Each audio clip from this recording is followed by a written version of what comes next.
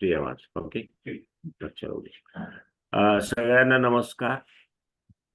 सगळ्यांना या दुसऱ्या सेशन मध्ये आपण आलात त्याबद्दल प्रत्येकाचं अभिनंदन.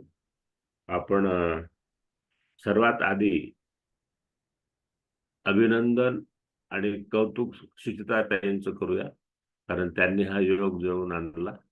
आपल्यामध्ये त्या आहेत आणि त्या विशेष म्हणजे टेक्निकली ट्रेंड आहेत पूर्ण या सगळ्या गोष्टींसाठी जे आवश्यक असतं ते. आणि त्यांची ही धारणा पण आहे की असे विषय आपल्या सगळ्यांपर्यंत पोहोचले पाहिजेत. सगळ्यांनी टाळ्या वाजून त्यांचं एकदा अभिनंदन करा. त्यांचे मिस्टर खरोखर लकी आहेत, त्यांना अशा पद्धतीची पत्नी मिळालेली आहे. आणि आणि त्याच्यामुळे त्यांना सुद्धा आपण टाळ्या वाजून त्यांचं पण अभिनंदन करूया. खरोखर फार कौतुक वाटते सुचिता तुझं. खूप चांगलं काम करतेस.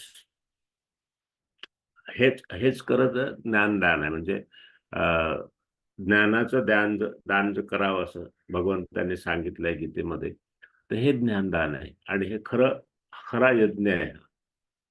तर याचं पुण्य वगैरे त्या गोष्टीकडे आपण जायचं नाही, पण तरी खरोखर मनाला शांती मिळते आणि एक प्रकारचं ऊर्जा निर्माण होते आपल्यामध्ये जीवनासाठीची.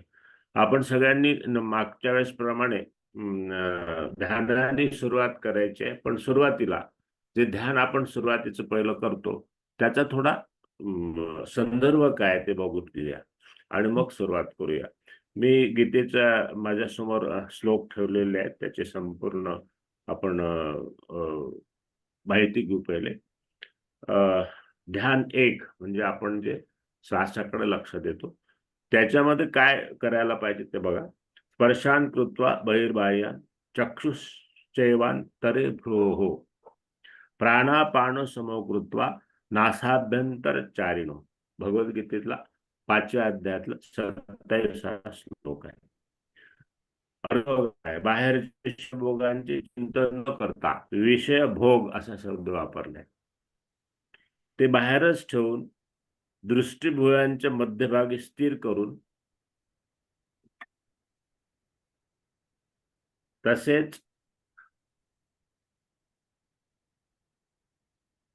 नाकातून वाहणारे प्राण व अपान वायू सम करून एकाग्र होणे. म्हणजे ध्यानाकरता सगळ्यात महत्वाची अट जर कुठली असेल तर प्राण आणि अपान, जाणारा प्राण येणारा अपान हे वायू सम करायचे आहेत, तरच आपण ध्यानाला बसू शकतो. आणि मग ध्यानाचा अर्थ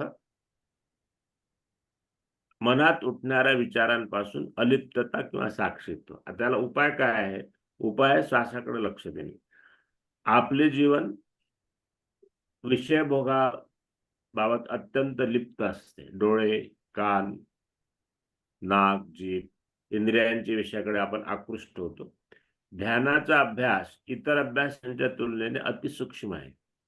एका जागी डोळे मिटून बाह्य विषय बाहेरच ठेवून इंद्रियांचे सर्व विषय बंद करून ध्यानाला बसायचे. इंद्रियांचे बाह्य विषय बंद केले तरी मनामध्ये ते जश्या तसेच उभे राहतात बरं का.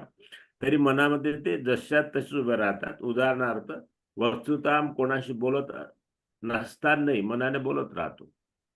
आपल्या ज्या ज्या मानसिक क्रिया चालू असतात त्यांच्याकडे तटस्थतेने किंवा साक्षीत्वाने पाहणे याचा अर्थ ध्यान.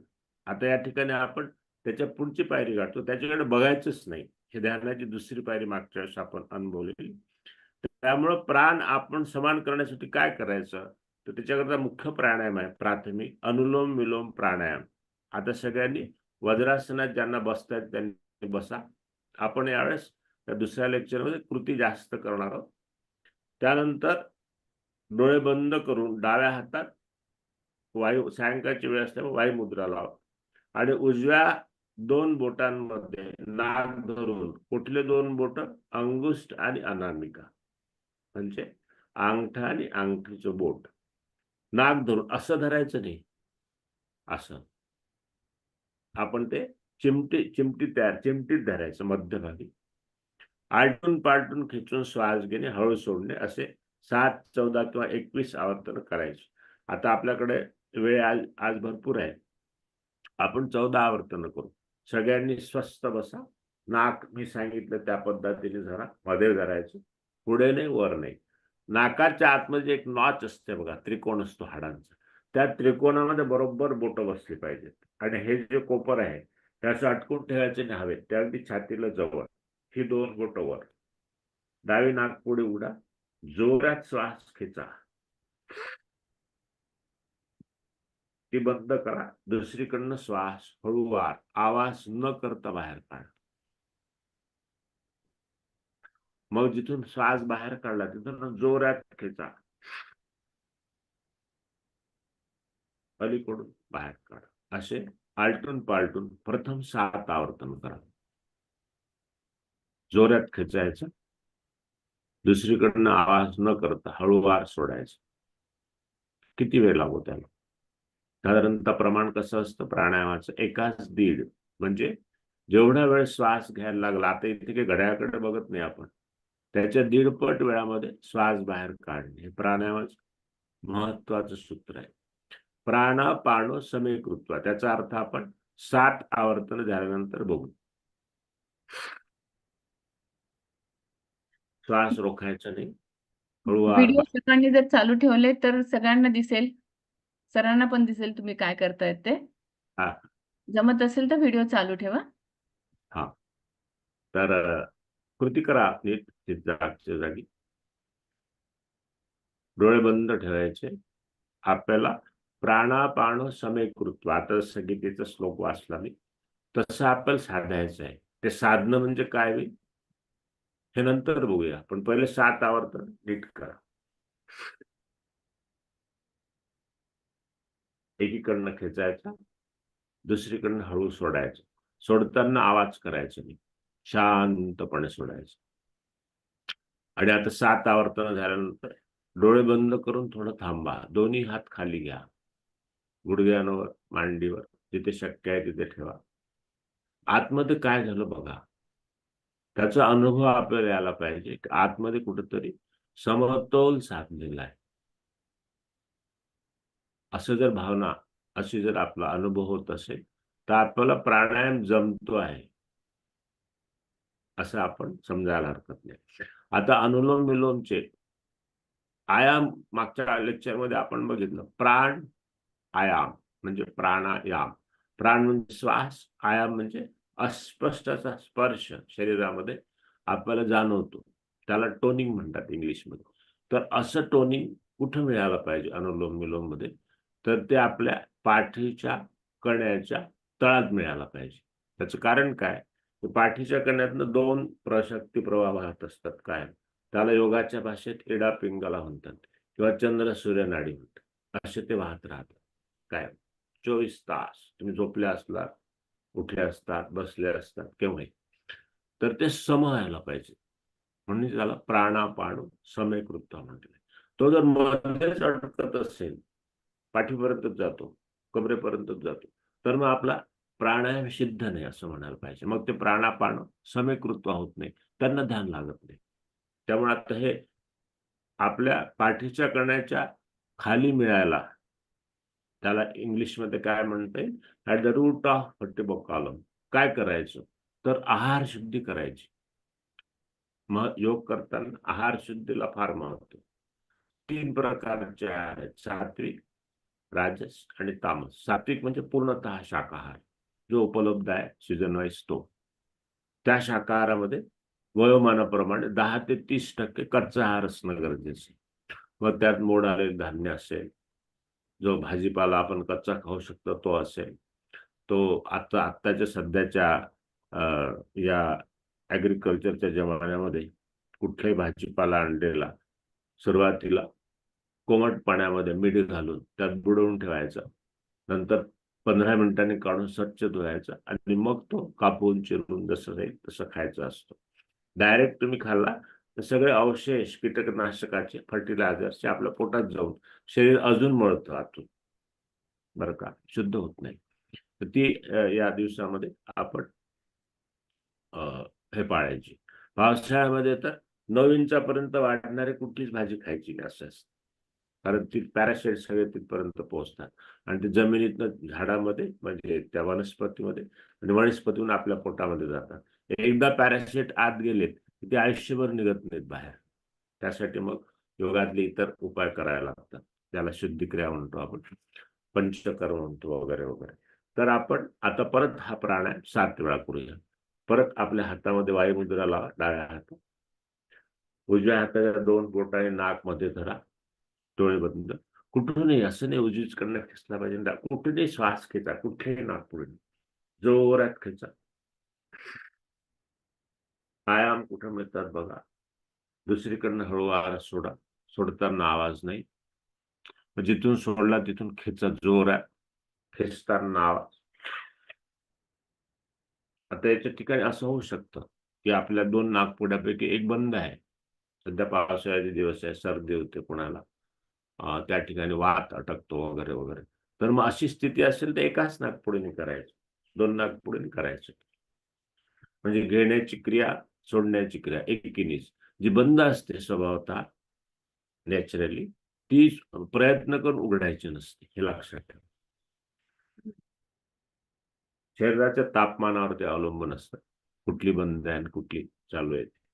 उजवी नाकपुडी समजा बंद असेल तर शरीराचं तापमान जास्त आहे, ते कमी करत आहे म्हणून डावी चालू आहे.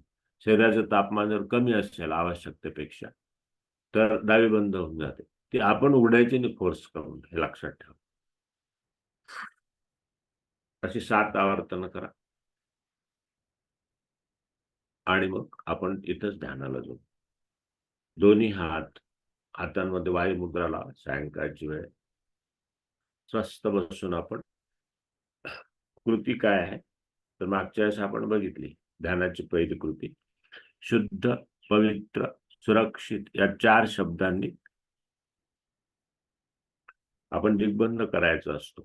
सरळ बसा, पाठ मान एका सरळ रेषेत ठेवा, हातामध्ये सध्या वायुमुद्रा लावा, डोळे बंद आणि प्रथम दिग्बंध करा. स्वतःला प्रश्न विचारा मनात, मी कुठे बसलो किंवा बसली आहे. हे सगळं प्राथमिकतेने करावं लागतं सुरुवातीला. मग त्याचं उत्तर स्वतःलाच द्यायचं. मी ज्या जागेवर, ज्या ठिकाणावर बसलो किंवा बसली आहे ते ठिकाण, ती जागा. आता या ठिकाणी जागा म्हणजे वास्तू जिथे आपण बसला आहात आणि ठिकाण म्हणजे शरीर, हे लक्षात ठेवायचं. ते ठिकाण सतत बदलत असतं जन्मांतरामध्ये. आपण आता जे शरीर मिळालंय त्याला ठिकाण म्हणायचं. आणि आता दिग्बंधाला सुरुवात करा. स्वच्छ शब्दाने आपल्या सभोवताल मनाने गोल काढायचा, हातबीत फिरवायचं नाही. मागच्या वेळेस बघितलं कोणीतरी भगिनी आपले हात फिरवत होते, हाताने फिरायचे मनाने. संपूर्ण जागेमध्ये स्वच्छता पसरवून ती आपल्या शरीरावर प्रोक्षण करा. आज स्वच्छता अनुभव करा. मनाने जे करू तेच होतं, हे लक्षात ठेवा. मन पॉवरफुल आहे खूप आपलं. मन हेच ईश्वराची विभूती आहे. दुसरा शब्द शुद्ध, शुद्धता सर्वत्र पसरवून शरीरावर प्रोक्षण करा. आत अनुभवा. तिसरा शब्द पवित्र, पवित्रता जीवनात फार आवश्यक आहे. ती संपूर्ण जागेवर पसरवून शरीरावर प्रोक्षण करा. चौथा शब्द सुरक्षित, संपूर्ण जागा आपल्यासाठी सुरक्षित करून शरीरावर प्रोक्षण करताना आधी पंचमहाभूतांची प्रार्थना करा. आपलं शरीर पंचमहाभूतांचं बनलंय. पृथ्वी, आप, तेज, वायू, आकाश अत्यंत बलशाली आहेत. त्यांच्या मिश्रणाचं शरीर आहे. ती प्रकृती आहे. तिला मनोमन प्रार्थना करायची की मना सुरक्षित ठेवा. आणि मग त्याला दिग्बंध म्हणतात, यालाच मानस स्नान म्हणतात. योग करताना पहिले स्नान करावं लागतं आणि मानस स्नान हे उत्तम स्नान आहे. मग दुसरा प्रश्न स्वतःला विचारा, मी कसा बसलो किंवा बसली आहे. उत्तर पाहिजे स्थिर सुखम आसन. तुम्हाला कुठले आसन अद्याप दिलेलं नाही. साधं बसायचं, जसं बसलं असाल तसे. वज्रासनात बसाल उत्तम, पण ते 7-8 मिनिट टिकलं पाहिजे आपलं पुढे. डोळे बंद आहे. स्थिर सुखम आसनम साधा. तिसरा आणि शेवटला प्रश्न स्वतःला विचार म्हणा, मी कशासाठी बसलो किंवा बसले आहे. त्याचं उत्तर स्वतःलाच द्या. योग साधन. योग शब्दाचा अर्थ आपण पाहिला. योग म्हणजे जोडणे. आणि पहिला जोड आपल्याला पाहिजे शरीर व मनाचा. त्यासाठी आपण श्वासाचा प्रवास सुरू कर. Watching, attending, breathing flow with full concentration of mind.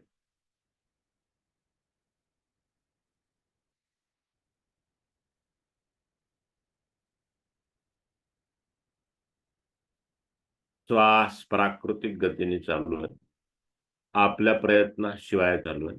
आपण प्रयत्न करायचा की ही गती नाकाच्या अग्रापासून आतून नाकाच्या अग्रापर्यंत एकाग्र मनाने बघायची.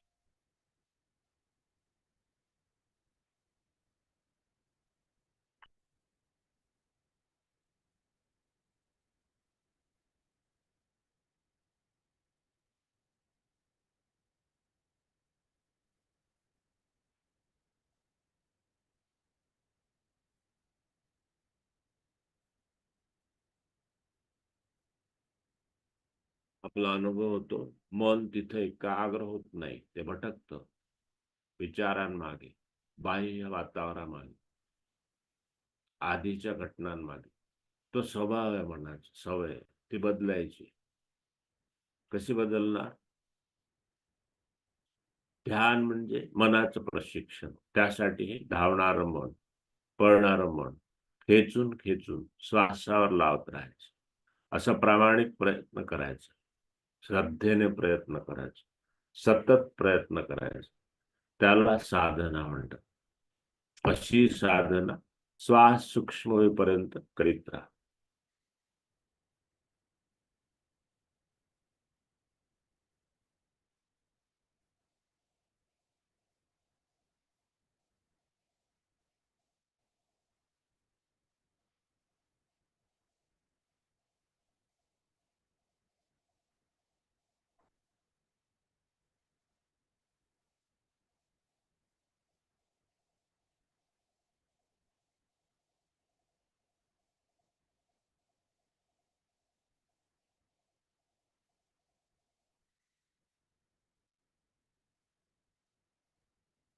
सूक्ष्म श्वास म्हणजे ज्या ठिकाणी श्वासाकडे बघणं आपोआप थांबतं. सूक्ष्म श्वास म्हणजे ज्या ठिकाणी श्वासाचा स्पर्श आपल्याला जाणवत नाही, तो सूक्ष्म श्वास. ध्यान हे पहिल्या पायरीचं शिकताना आपला असा अनुभव झाला पाहिजे की माझी श्वासगती सूक्ष्मतम झाली, म्हणजे आपण ध्यानाच्या पहिल्या पायरीत पोहोचलो असा त्याचा अर्थ. त्यासाठी फक्त श्वासाकडेच बघत राहा. No other business. थोडी अधीरता निर्माण होईल, ती सहन करायची.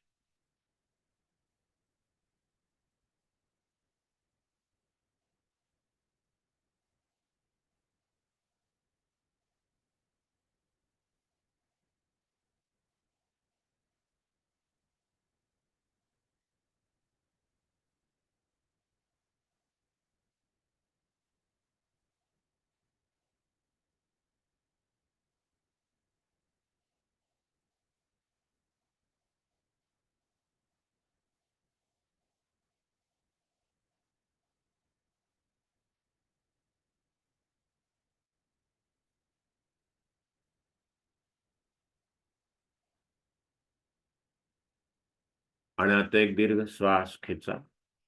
रोखून ठेवा. श्वास सोडताना डोळे न उघडता आपली मान हळूवार खाली घाला. हनवटी कंठाखाली दाबा. श्वास घेत राहा. तिथं गेल्यावर हा जालंधर बंद आहे. गिळण्याची क्रिया 3 वेळा करा. आपली लाळ प्रकर्षाने 3 वेळा गिळायची. दोन्ही हात नाभीपुढे आणून त्यांना बघा. डोळे बंद करा. मान सावकाश वर घ्या. तळहातांचं घर्षण करा भरपूर. ते आपल्या डोळ्यांवर, कपाळावर डोक्यावर, डोक्याच्या मागून मानेवर फिरवा, छाती पुढे नमस्कार करा आणि सावकाश डोळे.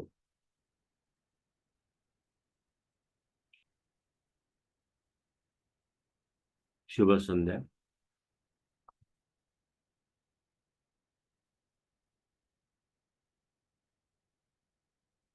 आणि आजचा विषय आपला मागच्या विषयाला धरूनच आहे. मागच्या सत्रामध्ये आपण काय बघितलं, ती शेवटी ध्यानाची दुसरी पायरी बघितली. ती बघून आपण सुट्टी घेतली. ध्यानाची दुसरी पायरी यावेळेस पण सत्राच्या शेवटी होईल.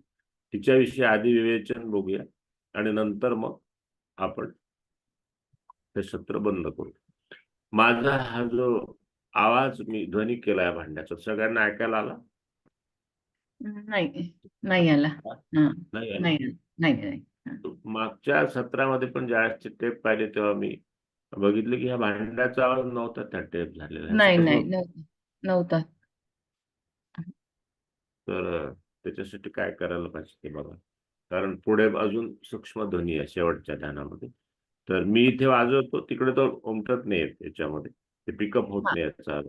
बरोबर. तर बघा, आता आपण मागच्या सत्राचं आठवा जरांनी काय काय चर्चा केली होती. अष्टांग योग मध्ये पूर्ण सांगितले होते, ध्यान नियम वगैरे पूर्ण. हा, तर असं व्हायला नको, पुढचं पाठ मागचं सपाट, बरं का. त्यामुळं बरोबर. मागचा आधी रेफरन्स पहिले बघूया. आपण बघितलं होतं की आपलं जीवन हे कर्म सिद्धांतावरती आहे आणि आपल्याला जन्म कसा मिळतो वगैरे याची चर्चा आपण केली होती. जशी कर्म करू तसे आपल्याला कोणीतरी ताईंनी उत्तर पण दिलं होतं, संचित जसं असेल तसं मिळेल. तर मी म्हटलं संचित हे कर्माचा परिणाम आहे, बरं का. पण आपल्याला आपण एक प्रश्न विचारला होता मागच्या वेळेस की मी काय केलं ज्यामुळे मला हा जन्म प्राप्त झाला. तर आपण उत्तर दिलं पाहिलं होतं आणि ते सगळ्यांनी मान्य केलं होतं की माझीच कर्म, माझीच कर्म. मग आता कर्म कशी करायची या जन्मामध्ये, तर आपण वाल्ल्या कोणाचं उदाहरण वगैरे बघितलं होतं. आणि चांगली कर्म करताना ते चांगलं आहे का वाईट आहे करताना समजत नाही. It's a big flaw. त्याचे परिणाम आल्यावर कळतं, अरे हे चांगलं होतं वाईट होतं. मग काय करायचं, योगशास्त्र सांगतं कर्म करताना आपण शिस्तींचं पालन करायचं. 5 सामाजिक शिस्ती, 5 वैयक्तिक शिस्ती, यांना यमनियम म्हटलं योगाने. यमनियमाचं पालन करून समजावून घेऊन नंतर मग पुढे आसन आणि प्राणायामावर जायचं असतं. आजकालचे एक फॅड झालेलं आहे, याचा अभ्यास कोणीच करत नाही, डायरेक्ट आसन प्राणायामावरती जातात. तर त्याच्यामुळं योग साधतो का, त्याच्यामुळे योग साधत नाही. त्यामुळं मी एक उदाहरण दिलं होतं की समजा एक घाणेरडी बाटली आहे आणि त्याच्यामध्ये आपण औषध भरलं, ते औषध घेतल्यानंतर शरीरावर काय परिणाम होतात तसेच डायरेक्ट आसन प्राणायाम केल्यामुळे होतात. त्यामुळे पहिले 2 अंग जे आहेत योगातल्या अष्टांगातली, आसन प्राणायाम सॉरी यमनियम, ती आपण अभ्यासून त्याचा अंगीकार करण्यासाठी प्रयत्न करू. ते एकदम येत नाही, शने आपल्या जीवनामध्ये ते येतात. तर त्याच्याविषयी थोडेसे एक शॉर्ट रिसायटल बघू. यम 5 आहेत, सत्य, अहिंसा, अस्तेय, अपरिग्रह, ब्रह्मचर्य. कसं पालन करायचं ती चर्चा आपली मागच्या वेळेस झाली. त्याचे परिणाम काय, कारण माणसाचा आपला स्वभाव कसा आहे, मला काय मिळेल हा त्यामुळे आपला एक दृष्टिकोन असतो. तर सत्य पालन केल्याने धैर्य प्राप्ती होते. तर फर्स्ट वर्च्यू धैर्य, करेज, जे कुठे विकत मिळत नाही, कोणाकडनं उसनं घेता येत नाही, ते आपल्या सत्यपालनातच निर्माण होतं. सत्यपालन कसं करायचं याची चर्चा आपली झाली आहे. त्याविषयी कोणाला शंका असतील तर तुम्ही विचारू शकता माईक ऑन करून. दुसरे अहिंसा, 3 प्रकारची, शारीरिक, वाचिक आणि मानसिक. अहिंसा पालन केल्याने आपला फायदा काय, तर निर्वैरता प्राप्त होते, नॉन जेलिशियस ऍटमॉस्फिअर. आपलं जर वैर होत असेल, कोणी आपला मत्सर करत असतील, तर आपला विकास होत नाही, आपल्या नाही, आपल्या कुटुंबाचा नाही. त्यासाठी अहिंसा पालन करणे हा उपाय सांगितलाय. पण त्या ठिकाणी आपण कच्च पडत असू तर त्यावरती उपाय पण पुढचे आहेत. काय उपाय आहेत? त्याग करायचा, सॅक्रिफिस. आपल्याकडे जे काही धन, जी काही संपदा प्राप्त होते आपल्याला, ती समाजाकडनं आलेली असते. आणि मग आपल्यावरती समाजाचं ऋण असतं, ते किती फेडायचं? तर ते 6.25% ऑफ अर्निंग असा नियम आहे शास्त्रात. 6.6% एवढं परत करायचं असतं. त्याग करायचं त्याचं. शतपात्री त्याग केला पाहिजे बरं का. आपण केलेल्या त्यागातनं, आपण दिलेल्या दानातनं त्याचा पुढे काय विनियोग होतो तो चांगल्या प्रकारे होईल अशी ज्या वेळेस आपल्याला मनात खात्री असते तशाच ठिकाणी दान करायचं. आपल्याकडे समजा नाही पैसा एवढं दान करायला, तर मग श्रम करा. श्रम किंवा दान हे सतत करायचं असतं. म्हणून त्याला मंदिरांमध्ये आजकाल दान दिल्याच काय होतं ते आपण चर्चा पेपरमध्ये वाचतो. त्यामुळे दान सत्पात्री करायचं असतं. ते आपण आपलं ठरवायचं कसं करायचं ते. तर अशा पद्धतीने आपण निर्भयता प्राप्त करतो. तिसऱ्या असते म्हणजे चोरी न करण्याची कला. काय काय चोरी करतो माणूस वगैरे वगैरे याची चर्चा आपण बघितली. योग म्हणतो चोरी करू नका. त्या ठिकाणी मी एक श्लोक पण उद्धृत केला होता लक्ष्मी सूक्तातला. काय? अलक्ष्मी नाश्याम्यहम. म्हणजे आपण वाममार्गाने भ्रष्टाचार करून लांडालबाडा करून जो पैसा मिळवतो त्याला योग लक्ष्मी म्हणत नाही, त्याला अलक्ष्मी म्हणते. आणि अलक्ष्मीने आपला नाश होतो. आपला आपल्या कुटुंबाचा विकास होत नाही. थोडी चमक-धमक दिसेल, पण त्या ठिकाणी शांतता नसणार आहे. विकास होणार नाही. त्यामुळं अस्त्य पालन करताना 4 गोष्टी फार महत्त्वाच्या असतात. पहिलं धन, दुसरं स्त्री-पुरुष, तिसरं वेळ यांची चोरी नीट करायची. आणि मग अस्त्य पालन करायचं. मला काय मिळतं?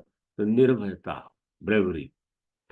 भय हेच कारण आहे सगळ्या लोकांचं आपल्या मनातलं. आंतरिक भय असतं. डीप, डीप, डीप आतमध्ये गेलेलं असतं ते मनामध्ये आणि त्यांनीच मग डायबिटीस होतो. बऱ्याच लोकांना ज्याकडे माझ्याकडे डायबिटीसचे केसेस येतात, त्याच्यामध्ये हिडन स्ट्रेस म्हणतात त्याला आतमध्ये. तो हिडन स्ट्रेस काढला तर मग आपोआप बरं होतं. बरं का. ती एक वेगळी संकल्पना आहे. डायबिटीस हा रोग नाही, ती व्याधी आहे वगैरे, वगैरे. तर ते आत्ताच मागच्या मला वाटतंय 20 तारखेला शेवटचं सत्र संपलं त्या शिबिराचं. सुचिता ताई होत्या त्याला. तर शेवटच्या सत्राला नव्हती मला वाटतं सुचिता. तर त्या पद्धतीचा अभ्यास त्या ठिकाणी असतो. भय नाहीशी व्हायला पाहिजे आणि अस्त्य पालन करून निर्भयता प्राप्त होते. Third virtue. चौथं आहे अपरिग्रह. आपण बघितलं संग्रह न करण्याची कला. कला शिकावी लागते. संग्रह करण्याचा माणसाचा स्वाभाविक स्वभाव असतो. प्रत्येक गोष्टी आपल्याकडे तो जमा करून ठेवतो. योग सांगतो तुझी गरज आहे तेवढंच कर. गरजेच्या वर नाही. गरजेच्या वर असेल ते घ्यायचंच नाही, देऊन टाकायचं कोणाला किंवा परत त्या ठिकाणी त्याग करायचा. उपलब्ध सामग्रीमधनं आपल्या गरजा पूर्ण करण्याची ती एक फार मोठी शिस्त आहे आयुष्यामध्ये. ती आपण सांभाळायला पाहिजे. त्यानंतर सत्य, अहिंसा, अस्तेय, अपरिग्रह. अपरिग्रह केल्यामुळं पर्याप्ततेची भावना येते. फिलिंग ऑफ कॉम्प्लेसन्सी, समाधान मिळतं. आणि शेवटी आहे ब्रह्मचर्य. ते आपण बघितलं ब्रह्मचर्य हे फक्त आपल्या सेक्शुअल लाईफशीच त्याचा कन्सर्न नाही. काम हा तर भगवंतानी प्रजोत्पादनासाठी निर्माण केलं असं भगवंतानी गीतेतच सांगितलेलं आहे. आपण ते अध्याय वाचले तर आपल्या लक्षात येईल. तर त्याच त्या त्यासाठीचा काम मी आहे असं विभूती अध्यायामध्ये भगवंत स्वतः म्हणतात. तर तो वैध मार्गाने पूर्ण करायचा असतो. गीतेमध्ये कुठेही टोकाची भूमिका घ्यायला सांगितलेली. मध्यम मध्यम मार्ग स्वीकारायचा. काम तो वैध मार्गाने पूर्ण केला. तो मध्यम आहे. पण ब्रह्मचर्य याचा अर्थ तो नव्हे. ब्रह्म म्हणजे पवित्र वस्तू जी आपण आपल्या आत बघायची. त्याला जे आचरण लागतं त्याला म्हणतात ब्रह्मचर्य. मग काय करायचं? तर कर्म करताना सत्य, अहिंसा, अस्तेय, अपरिग्रह 4 यम पाळा. आपण ब्रह्मचर्याचंच पालन करतोय आणि अशाच लोकांना ध्यान लागतं. इतरांना नाही. चोर, मक्कार, लुटेरे, पॉलिटिशियन, डिप्लोमॅट अशा लोकांना ध्यान नाही लागू शकत. कारण योग काय सांगतं? कोणी ध्यान करू शकत नाही, ते लागतं. ध्यानाची उत्तम वेळ कुठली आहे? ब्राह्ममुहूर्त. हे जे आता आपण ध्यान करतोय क्रियात्मक ध्यान आहे, तांत्रिक ध्यान आहे. दोन्ही आत्ताचं शेवटचं. त्याच्या पुढचं जे आहे ध्यान ते आपलं तिसरा ज्यावेळेस याचा हे असेल काय म्हणतात त्याला व्याख्यानाचा भाग त्यावेळेस तो विषय होईल, आत्ता नाही. तर त्या ध्यानाचा उत्तम वेळ आहे ब्राह्ममुहूर्त, पहाटे 3:30 ते सूर्य निघेपर्यंत. या वेळात कुठलेही 20 मिनिटं पकडायचे. असं काही नाही की 3:30लाच उठलं पाहिजे. प्रत्येक प्राण्याचं झोप जी आहे या वेळात बरोबर उघडते. प्रत्येक प्राण्याची तुम्ही बघा. मनुष्य प्राणी हा जास्त चाणाक्ष आहे. तो जाग आली तरी परत चादर घेऊन झोपून जातो आणखी. त्यावेळेस उठून ध्यान करायचं असतं. तो विषय त्यावेळेस आपण बघू, आज नाही. तर आता कुठे आलो आपण? यम बघितले. मग नियम ते वैयक्तिक जीवनासाठी शौच, संतोष, तप, स्वाध्याय, ईश्वर प्रणिधान हे 5 नियम आहेत. हे लक्षात ठेवायचे, आपण पाठ करायचे. त्याच्यावरती सध्या माझी लेख मालिका चालू आहे तरुण भारतमध्ये. आता ती ईश्वर प्रणिधानावरती आहे. तर शौच म्हणजे 3 वस्तूंचा शुद्धता, शरीर, मन आणि साधन. कसं करायचं आपण बघितलं. शौच केल्याने पावित्र्यता येते जीवनामध्ये. मगाशी आपण दिग्बंध करताना बघितलं ना, पावित्र्यता प्राप्त होते. शौच, संतोष. संतोष हा नियम आहे. कसा आहे? मागच्या वेळेस आपण बघितलं होतं. Area of control, area beyond control अशा 2 सिच्युएशन्स असतात. म्हणजे परिस्थितीचे 2 भाग. एक माझ्या अधिपत्याखाली, एक माझ्या अधिपत्यावरील. आपण काम अधिपत्याखालील जे आहे एरिया ऑफ कंट्रोल त्यावरच काम करायचं. वरचं सोडून द्यायचं. तिकडे लक्ष द्यायचं नाही. मानसिक, शारीरिक श्रम तिथं करायचे नाही. त्यामुळे असंतोष निर्माण होतो. आणि एरिया ऑफ कंट्रोलवर ज्यावेळेस आपण काम करतो परिस्थितीमध्ये, त्यावेळेस मग चांगले रिझल्ट्स येऊन समाधान प्राप्त होतं. म्हणून संतोष म्हटलाय. तिसरी शिस्त आहे तप. तपाविषयी आपण भरपूर चर्चा केली त्या दिवशी. सातत्याने एकच एक गोष्ट करणे त्याला तप म्हणतात. आणि तपाचा फायदा काय? तपाने आत्मविश्वास जागृत होतो. फार मोठी ती गुणांमधला एक मोठा गुण आहे आत्मविश्वास. तो तपाने येतो. तप म्हणजे तापविणे, तप म्हणजे उपवास करणे वगैरे वगैरे ही चर्चा आपण त्या दिवशी केली. चौथा आहे शौच, संतोष, तप, स्वाध्याय. स्वाध्याय म्हणजे सेल्फ लर्निंग. आपण सगळे अभ्यास करून डिग्र्या घेऊन शिक्षित झालो आहोत. सुशिक्षित आहो का नाही ते बघायला पाहिजे. स्वाध्याय केल्याने माणूस सुशिक्षित होतो आणि त्यासाठी मग ग्रंथ वाचन, प्रवचन, ध्यान ह्या सगळ्या गोष्टी त्यामध्ये येतात. आणि आपण त्या दिवशी चर्चा पण केली की महाराष्ट्रीयन माणसाने गीता तर हा सर्वमान्य जागतिक ग्रंथ आहे. पण त्याच्याच आधाराने हे 3 ग्रंथ आपल्या महाराष्ट्रात तयार झाले. दासबोध, एकनाथी भागवत आणि ज्ञानेश्वरी या 3 ग्रंथांचं वाचन. त्याच्यात नामदेवाने काय म्हटलंय? एक तरी ओवी अनुभवावी, वाचावी नाही, अनुभवावी असं म्हटलेलं आहे. तर त्याचा अभ्यास करायला पाहिजे. त्याने स्वाध्याय होतो आणि स्वाध्याय झाला की माणूस सुशिक्षित होतो. हे लक्षात घ्या. आणि शेवटचं आहे शौच, तप, संतोष, तप, स्वाध्याय आणि ईश्वर प्रणिधान. त्याविषयी आपण मागच्या वेळेस चर्चा केली होती. ईश्वर प्रणिधान म्हणजे काय? की जसं अर्जुनाला भगवंताने सांगितलं की तू जे खातोस, जे पितोस, आपण त्या अध्यायात वाचलंय, ते सगळं मला अर्पण कर. आणि अर्जुन तर अत्यंत टॅलेंटेड होता आपल्यासारखाच, रिबेलियन पण होता. तो म्हणतो यांनी काय होईल? तर भगवंत म्हणाले यांनी पहिली गोष्ट म्हणजे तुला कर्मदोष लागणार नाही. प्रत्येक कर्मामध्ये 2 भाग असतातच. एक त्याचे गुण असतात, दुसरं दोष असतात. तर ते दोष पण लागतात आपल्याला कर्म करताना. साधं उदाहरण आपण बघितलं होतं. आपण चालतो रस्त्याने, घरामध्ये सुद्धा. चालण्याची ती चांगली क्रिया आहे.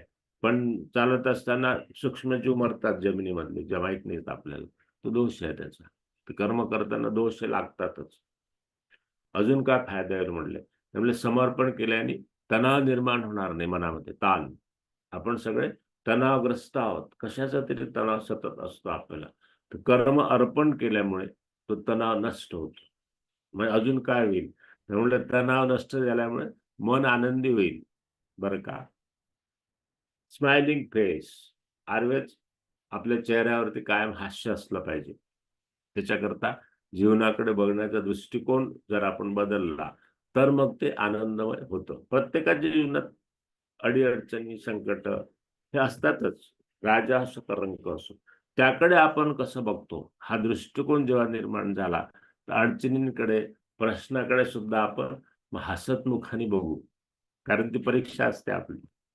जसं त्या दिवशी आपण बघितलं, काम, क्रोध, लोभ, मद, मत्सर, माया हे शत्रू नाही आहेत. ते परीक्षेचे ठिकाण आहेत. ते आपल्याला दिले आहेत.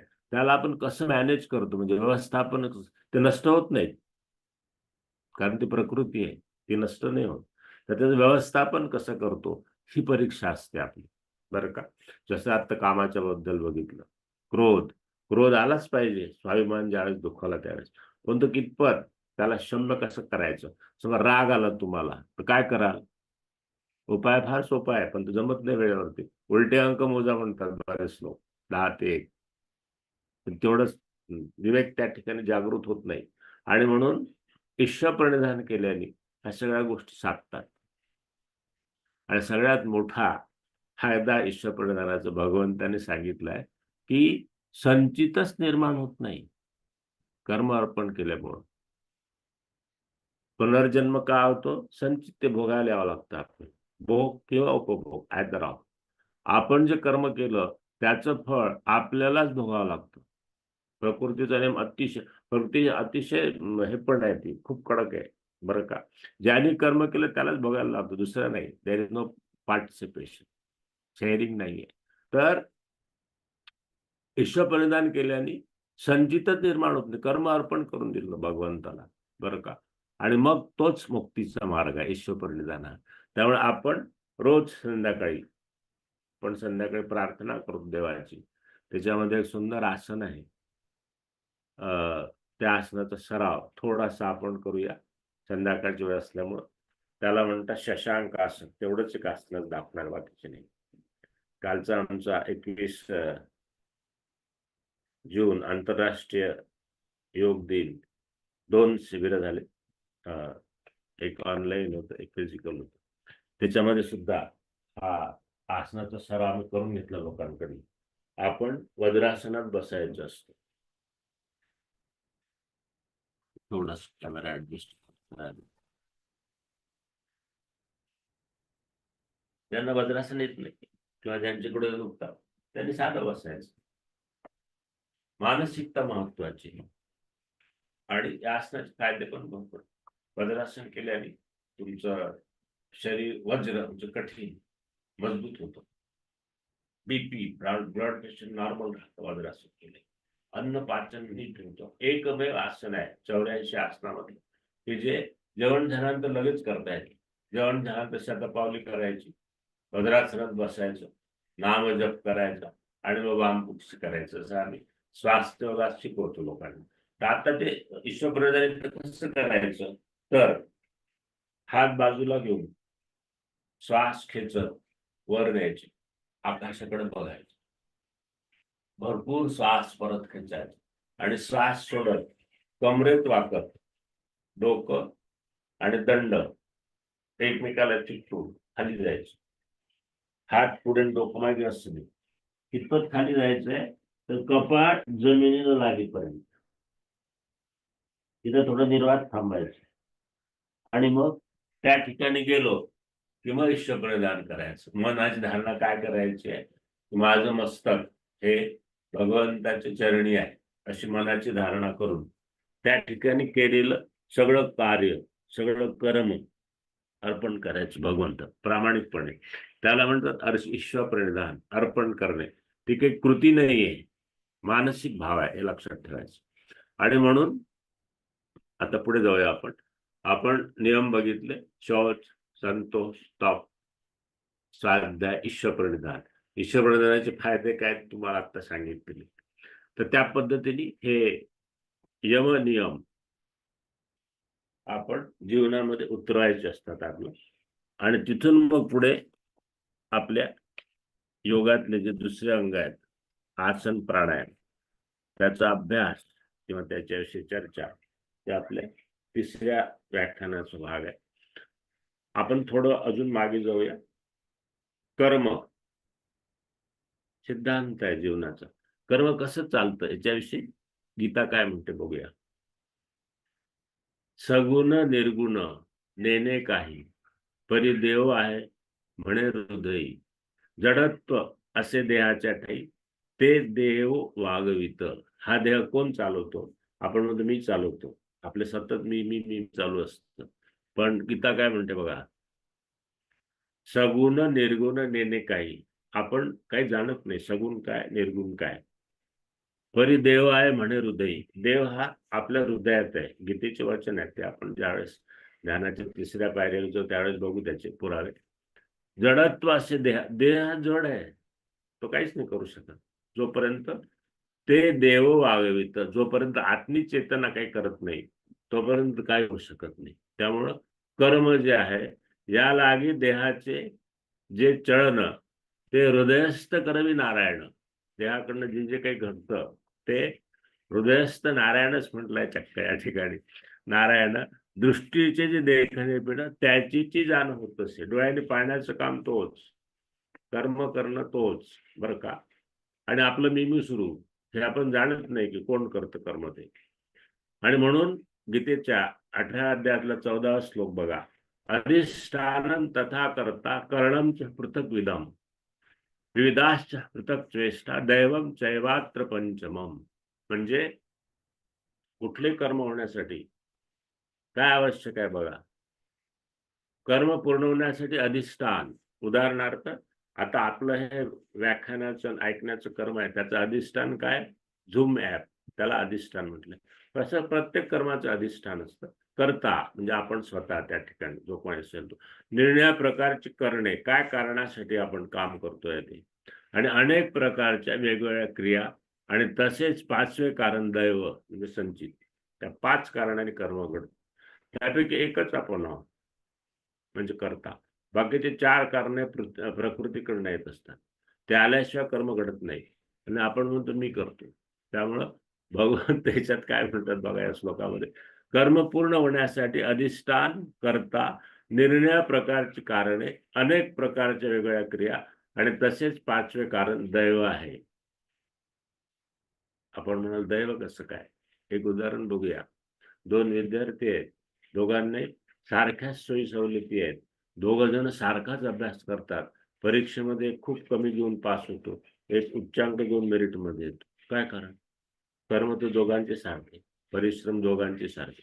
त्या ठिकाणी फेट याला म्हणतात, फेट येतं आडवं, त्याला संचित म्हटलेलं आहे. आणि म्हणून मग त्याच अध्यायातला पुढचा श्लोक बघूया. यश्य नाहं कृतो भाव बुर्धीर यश्य न लिप्यते हत्वापीच इमम लोकान हंती न निबद्धते.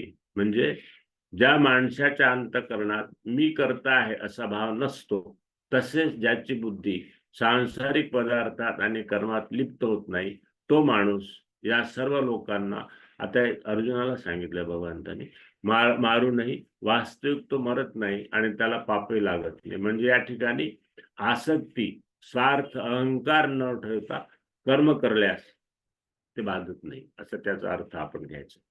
शब्दशः अर्थ घ्यायचा नाही मारण्याचा वगैरे. तर मी करताय असा भाव नसायला नको कर्म करताना. हे फार महत्वाचं आहे. ते होत आहे, प्रकृतीकडनं केलं जातं आणि मी तिथं कारण मात्र आहे. या पद्धतीने जर आपण आपल्या कर्माकडे बघत असू आणि ते ईश्वरासाठी करायचं आहे, आपल्यासाठी नाही, ही पण भावना मनात असते. तो अर्थात पुढे आहे. आणि म्हणून मग मी करता नव्हे असं समजायचं कसं? तर प्रकृतीय क्रियमानानी गुणे कर्माणि सर्वशः अहंकार गुणात्मा करता अहमिति मन्यते. भगवद्गीता अध्याय 3 श्लोक 27. बघा काय म्हणताय. वास्तविक सर्व कर्मे सर्व प्रकारे प्रकृतीच्या गुणामार्फत केली जातात. आता आपण ते 5 प्रकार बघितले. तर ते प्रकृतीचे गुण आहेत. तरी ज्याचे अंतःकरण अहंकारामुळे मोहित झालेले आहे असा अज्ञानी मनुष्य मी करताय असं समजतो आणि त्या कर्माचे सगळे दोष आपल्या माथ्यावर घेतो. बरं का. ते पुढच्या अध्यायांमध्ये भगवंतांनी सांगितलंय. आणि म्हणून अमानित्व मदम भित्वम अहिंसाम शांतिरार्जव आचारोपासनम शौचम स्थैर्यमात्म विनिग्रह. थोडा यमनियमाचा यात आलेला आहे. मोठेपणाचा अभिमान नसणे, मी करतो, मी करतो, मी करते असा अभिमान नसणे, ढोंग न करणे. बऱ्याच लोकांना कर्म करताना ढोंग करायची सवय असते. उदाहरणार्थ साधं उदाहरण बघू. कपडे घालायचे खूप लोकांना असते. आपले कपडे आपण कसे बघितले, आज कपडे फक्त शरीर झाकण्यासाठीच आहेत बरं का.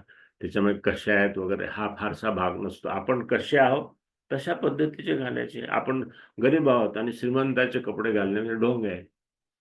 माझ्या कपड्यांबद्दल मी सांगतो, तुम्ही मला सगळ्यांना कपडे नाही का तेच घालतायत दरवेळेस. तर हा जो रंग आहे हा शनिवारचा रंग आहे, म्हणून आपण शनिवारीच भेटतोय. आपला देह हा ग्रहांकृत आहे.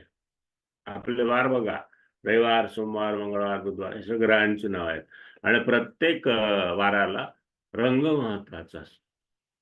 त्या रंगाचे त्या वाराला जर कपडे घातले तुमचा दिवस चांगला जातो. त्या दिवसात अडचणी येत नाहीत, हातातली कामं उत्तम होतात. हा अनुभव आहे, हे शास्त्र आहे आणि असे शास्त्रज्ञ आपल्याकडे भरपूर आहेत. देशपांडे पंचांग हे फार मोठे शास्त्रज्ञ आहेत बाबतीमध्ये. जसं आता राम जन्मभूमीची वेळ त्यांनी काढून दिली बरं का. गव्हर्नमेंटनी त्या ट्रस्टनी त्यांना सांगितले की वेळ काढून द्या आणि त्यांनी ती वेळ काढल्यावर फार वादविवाद झाले, पण हे म्हणलं हीच वेळ आहे आणि ती ग्राह्य केली सरकारने. तसं ते त्यांच्या पंचांगात रोज सांगतात. आमचं पंचांगाचा ग्रुप आहे, खूप लोक त्याचा उपयोग करतात.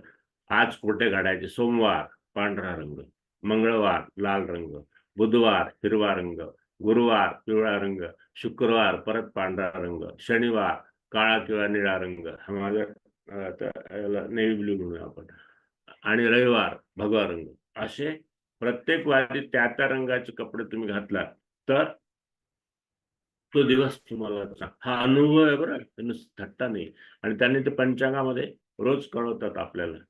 पंचांग वाचावं का न वाचावं हा विषय महत्वाचा आहे. हे शास्त्र आहे, हे काही थोतांड नाही, फार पूर्वीपासून चाललंय. काही लोक मानत नाहीत, काही मानतात, तो भाग आला इथं. पण त्याच्या फायद्यांकडे जर लक्ष दिलं तर नक्षत्र, वार, त्या दिवशीचे ग्रह, त्यानंतर ते बरेच काही काही असतं त्याच्यामध्ये, ते वाचल्याने आपल्याला दोष लागत नाहीत असं त्या पंचांगाचं फलित आहे. म्हणून पंचांग वाचन हे फार महत्वाचं असतं. सकाळी सकाळी उठून ते वाचून घ्यायचं असतं आपण. आणि मग त्या दिवशी हे पण दिलं असतं बऱ्याच ठिकाणी की आज दिवस चांगला आहे का नाही, काम किती वाजता करायचं. मागच्या वेळेस तुम्हाला आठवत असेल, मी माझ्या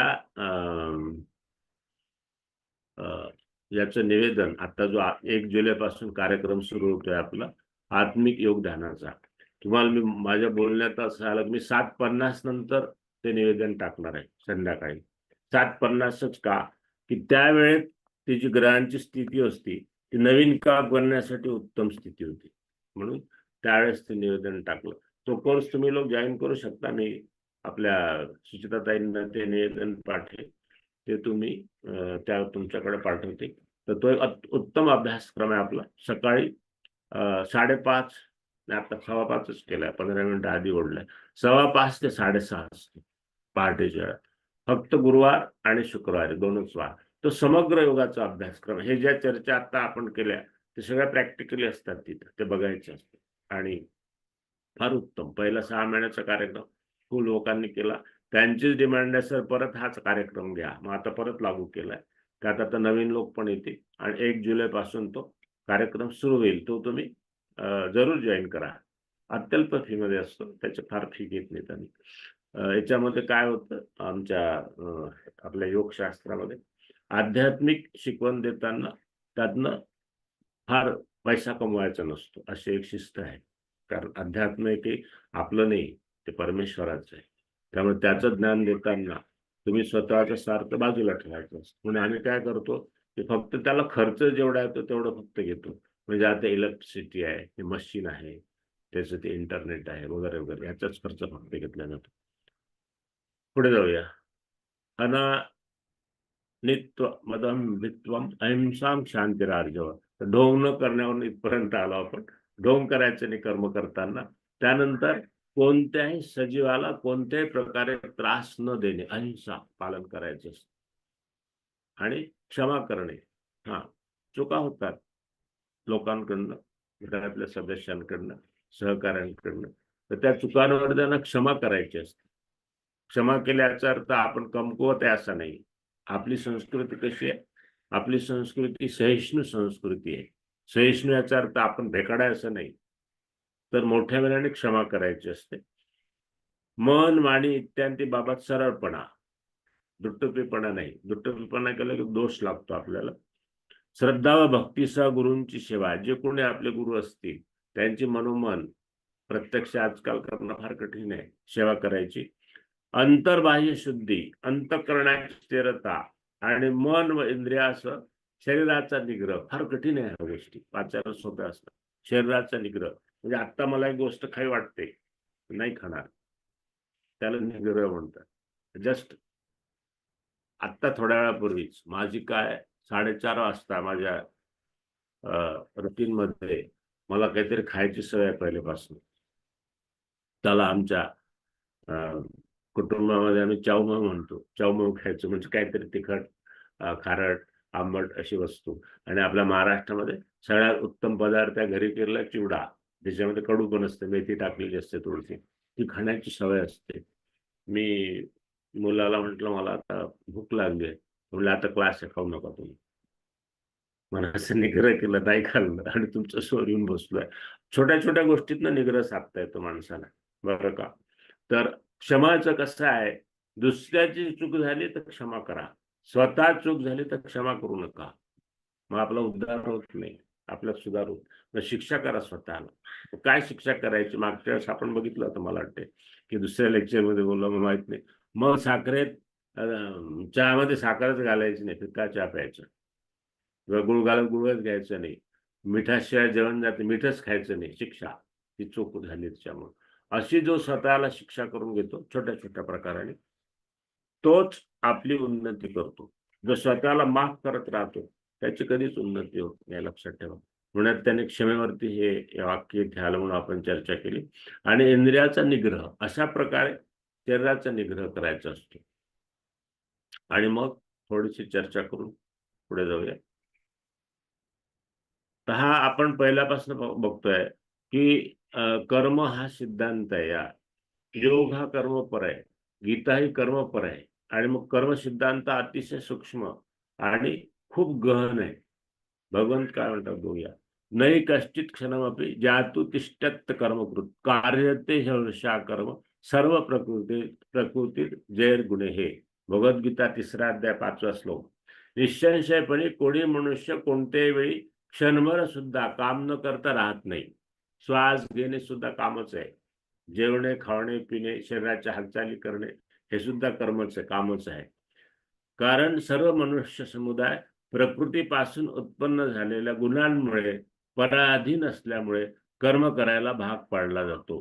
प्रकृतीचे गुण आपण मगाशी बघितले, त्याचे दोष म्हणतो आपण, काम, क्रोध, लोभ, मद, मत्सर, माया, हे प्रकृतीचे गुण आहेत. त्यानंतर सत्व, रज, तम हे प्रकृतीचे गुण आहेत. तर ह्या गुणांनी आपण सगळे वेढलेले आहोत. त्यामुळे कर्म केल्याशिवाय एक क्षण पण जात नाही. प्रत्येक कर्म संयुक्तिक होण्यासाठी यमनियम पालन होणे गरजेचे आहे. सत्य पालन, काही त्यातले अपवाद वगळता इतरांची सुरक्षा वगैरे, हितार्थ, असत्य, क्षमा असतं. उदाहरणार्थ मी मागच्या वेळेस तुम्हाला ते उदाहरण दिलं होतं. आणि मग कर्मदोष न लागण्याचा उपाय आत्ताच बघितलं आपण, ईश्वर प्रणिधान. आणि कर्मदोष काय असतं? ताज्यम दोष विदिते कर्म प्राहुर मणिखिनाः यज्ञदान स्तपक कर्म न त्याज्यम श्रेय एवढम चापरे. कित्येक विद्वान असे म्हणतात की सर्व कर्मे दोषयुक्त आहेत म्हणून ती टाकणे योग्य आहे. आणि दुसरे विद्वान असे म्हणतात की यज्ञदान आणि तप रूपी कर्मे टाकणे योग्य नाही. आता या ठिकाणी यज्ञ शब्द आलाय, कसा घ्याल? ते मोठा कुंड पेटवलाय आणि त्यात आहुती टाकतायत, तो यज्ञ तो कर्मकांडातला आहे. इथला यज्ञ काय? की आपण केलेलं सगळं कर्म भगवंताला अर्पण करणं हा यज्ञ आहे. आपण जेवतो तो पण यज्ञच आहे. जठराग्नी प्रदीप्त झाला असेल तरच आहुती द्यायची, तोपर्यंत नाही, म्हणजे पाचन उत्तम होतो. ती सगळी यज्ञ जी आहेत. दान, आता दानाचं उदाहरण आपण बघितलं, सत्पात्री दान केलं पाहिजे. दान केलं नाही तर आपली आध्यात्मिक उन्नती होत नाही. साधनेला तर फार महत्वाचं आहे. म्हणजे मी योग साधक आहे असं स्वतःला म्हणतो. साधनेसाठी त्याग करावा लागतो. म्हणून मी जवळजवळ 12 वर्ष बँक निवृत्ताचं काम त्या अर्थाने केलं. त्यागार्थ तेवढा वेळ, श्रम, पैसा भरपूर घातला. आणि नंतर 12 वर्ष झाल्यानंतर आता ठरवलं की आता आपण हे थांबून साधनेकडे वळायचं. मग साधनेला संपूर्ण वेळ जवळजवळ 6 तास दिवसात देतो. त्यामुळे आता साधना नीट होते. त्यामुळं दान हे खूप महत्वाचं. श्रम द्या करा किंवा तुम्ही पैसा द्या, दान करा. ते दान याला फार महत्व आहे. आणि तप करून कर्मे टाकणे योग्य नाही. आणि म्हणून कुठलंही कर्म आपण त्याज्य म्हणायचं नाही. जे आपल्या वाट्याला आलं आहे ते कर्म करायचंच असतं. नहि देहभृतां शक्यं त्यक्तुं कर्माण्यशेषतः यस्तु कर्मफलत्यागी स त्यागीत्य विधीयते. त्यागालाच महत्व दिलंय भगवंतानी. कारण शरीरधारी कोणत्याही माणसांकडून पूर्णपणे सर्व कर्माचा त्याग केला जाणे शक्य नाही. म्हणून जो कर्मफळाचा त्यागी आहे तोच त्यागी असं म्हटलंय. आपण जे ईश्वर प्रणिधान करतो ना त्याच्यामध्ये तोच त्याग आहे की कसं आपण त्या सगळी कर्म अर्पण करून दिली. मग काय मिळायचं आणि काय नाही मिळायचं ते भगवंताची इच्छा, आपली नाही. किंवा प्रकृतीची इच्छा. योग करायला एक गोष्ट फार महत्वाची आवश्यक आहे. आपली परमेश्वरावर श्रद्धा पाहिजे. ईश्वर आहे हा भाव मनात पाहिजे. तर आपण योग करू शकतो. काही माझ्याकडे लोक बरेच माझ्याकडे सर्व धर्माचे लोक योग शिकतात. मुस्लिम येतात, ख्रिश्चन येतात, पारशी येतात, सगळे असतात. पण ते त्या त्या पद्धतीने त्यांची भगवंतावरती श्रद्धा असते. कुणी अल्लाह म्हणेल, कुणी राम म्हणेल, कुणी येशू म्हणेल वगैरे वगैरे. तर योग हा धार्मिक शास्त्र नाही, ते आध्यात्मिक शास्त्र, स्पिरिच्युअल सायन्स. आणि म्हणून मग जन्म कसा होतो मागच्या वेळेस हा विषय आपण घेतला होता. भगवंत सांगतात त्यांचे सगळे पुरावे आहेत आपल्याकडे. माझ्या मनचं काय नाही याच्यात बरं का. भूतग्रामं कृष्ण मवशम प्रकृतीर्वशात. म्हणजे आपल्या मायेचा अंगीकार करून भगवंत म्हणतात असं प्रकृतीच्या ताब्यात असल्यामुळे पराधीन झालेल्या या सर्व भूत समुदायाला मी वारंवार त्यांच्या कर्मानुसार उत्पन्न करतो. तर ते संचित असतं आणि मग तसा आपला जन्म होतो. मग तो कीटकाचा असेल, पशुचा असेल, वृक्षाचा असेल, प्राण्याचा असेल, मनुष्य प्राण्याचा असेल. मनुष्य आपण प्राणीचा आहे. मनुष्य जन्म हा 10,000 वर्षांनी मिळतात असे आपली पुराणं सांगतात. परंतु इथं आपण ईश्वर प्रणिधान केल्यामुळं संचितच शिल्लक नाही. मग जन्म मिळण्याचं कारणच नाही. झाला मोक्ष आपला. तर अशा पद्धतीने आपण योगाकडे बघायचं असतं. योग म्हणजे फक्त व्यायामाचं शास्त्र नाही. योग म्हणजे फक्त कवायत नाही. योग म्हणजे फक्त प्राणायाम नाही. 1 तास जवळजवळ झालेला आहे. पुढच्या तासामध्ये आपण ध्यानाच्या दुसऱ्या पायरीचा अभ्यास करू. आता इथे काही वेळ 2-3 मिनिटं तुम्हाला प्रश्नासाठी देईल. उत्तर देण्याचा मी प्रयत्न करीन. माझी क्षमता असेल तर. कोणाला काही प्रश्न असतील या सगळ्या आपल्या चर्चेविषयी तर आपण आपला माईक ऑन करून विचारू शकता. मग आपण ध्यानाच्या दुसऱ्या पायरीचा पहिला अभ्यास करू आणि नंतर दुसऱ्या ध्यानामध्ये जाऊ. दुसरं ध्यान अतिशय कठीण आहे, अतिशय कठीण. एका वेळेस एकानेच विचारा फक्त प्रश्न. ज्याला मला पण विचारायचा आहे काही प्रश्न. फक्त हँड रेज करा म्हणजे मी एकेकाला अनम्यूट करू शकेल. असं करा. एकेकाने विचारा. हा, कोण विचारत होतं ताई? बोला. शिल्पा ताई. हा.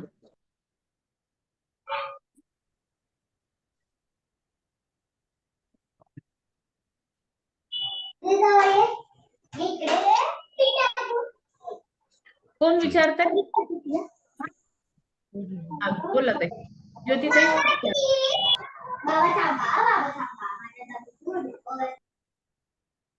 हॅलो, मी शिल्पा बोलू का? बोला. बोला ताई. हॅलो. हा, बोला बोला. ब्रह्ममुहूर्तावर ध्यान केलेलं जास्त चांगलं का? ब्राह्ममुहूर्तावर ध्यान केलेलं चांगलं असं नाही. ब्राह्ममुहूर्तावरच ध्यान लागतं, तर ध्यान लागत नाही. नाही. इतर वेळेस फक्त पहिली आणि दुसरी पायरी आता जी करतोय आपण, पण जी तिसरी पायरी आहे आत्मिक ध्यान, ते फक्त ब्राह्ममुहूर्तावरच लागतं.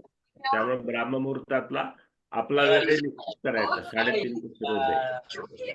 मला आज सकाळी आमच्या एका साधकाचा आमच्या बँकेच्या आजीला बोला. बस तिथे हो, बस. पहाटे कशी 4 वाजता जाग येते आणि म्हणजे तेव्हा ध्यानाला बसायचं म्हणून असं नाही, बरोबर बसायचं 4ला त्यावेळेस. जाग येते. काय ज्या शुद्धिक्रिया असतील, प्रातर्विधी हे ते वगैरे आटपून घ्यायचे आणि एक जागा निश्चित करायची, त्या जागेवरच ध्यानाला बसायचं. जागा आणि वेळ हे 2 गोष्टी फिक्स पाहिजे ध्यानाला. तुम्ही समजा एका इव्हन गादीवर तुम्ही बेडवर पण बसू शकता, पण मग बेडवरच बसा कायम. आणि वेळ ह्या 2 गोष्टी मात्र निश्चित पाहिजे ध्यानाला. मला आज मी सांगत होतो की आमच्या एका साधक आमच्या बँकेच्या स्टाफच आहेत त्या, त्यांचं मला हे आलं की सर मला हा अभ्यासक्रम करायचा आहे, पण तुमची 6:05ची वेळ मला चालत नाही, मला जाग येत नाही त्यावेळेस वगैरे वगैरे, दुसरी वेळ ठेवा. तर मी त्यांना उत्तर पाठवलं की आत्मिक ध्यान हे ब्राह्ममुहूर्तावरच करावं लागतं, इतर वेळेस करून चालत नाही. तुम्ही रात्री लवकर झोपा आणि उशिरा उठताय तर लवकर उठा, किंवा तुम्हाला काही अडचणी असतील शारीरिक मानसिक तर मला कळवा, मी योगिक उपचार देतो. पण ध्यानाची वेळ क्लासची वेळ बदलता येणार नाही, ती 5:15 ते 6:30 राहील. त्यामुळं त्या ध्यानाच्या अभ्यासक्रमामध्ये आपण ते ब्राह्ममुहूर्त साधलेलं आहे, 5:15 ते 6:30. ठीक आहे, अजून काय प्रश्न? धन्यवाद सर. जय श्री Yes. ज्योतिताई, हा विचारा. हॅलो, हा बोल, आवाज येतोय ना? हॅलो, आवाज येतोय. हा, मला विचारायचं होतं की क्षमा तुम्ही सांगितलं की क्षमेमुळे म्हणजे आपण मन आपलं म्हणजे क्षमाचा तुम्ही छान अर्थ सांगितला आम्हाला. पण आता काही वेळेला आपल्याला कठोर व्हावं लागतं, चिडावं लागतं, राग केल्याशिवाय किंवा रागवल्याशिवाय काही कामं होणार नाही. तर अशा वेळेला मग काय करायचं? समोरच्यांच्या हातून चूक झालेली आपल्याला माहितीये, आपण आपण रागावून सांगायचं, लहान मुलांना कसं क्षमा करायचं? मग म्हणजे रागवल्यानंतर परत क्षमा आहे असं सांगायचं का? आपण कसं करायला पाहिजे? आपण अहिंसेमध्ये उपाय पाहिला. अहिंसा ज्यावेळेस आपण चर्चा केली, वाचिक अहिंसा, तर आपण रागवावं लागतं, ते आवश्यकता असते. मुलांना, इव्हन हाताखालच्या लोकांना तुम्ही बोलल्याशिवाय, रागवल्याशिवाय ते कामं करत नाहीत. पण ते आपण करत असताना काय झालंय, त्यांचं मन दुखवलं, आणि मन हा ईश्वर आहे. भगवंतांनी सांगितलं विभूती योगामध्ये, मन मी आहे. मग आता त्यांना दुखवलं आपण, परिणाम काय झाला, त्यांच्या मनामध्ये एक बदला घेण्याची भावना निर्माण झाली. बघतो नंतर मुलं पण म्हणतात बघा, स्टाफ तर म्हणतोच आपल्या हाताखालचा. तर ती वेळ गेल्यानंतर त्या व्यक्तीकडे जाऊन त्याच्या पाठीवर हात ठेवू शकत असाल तर, आणि क्षमा मागायची.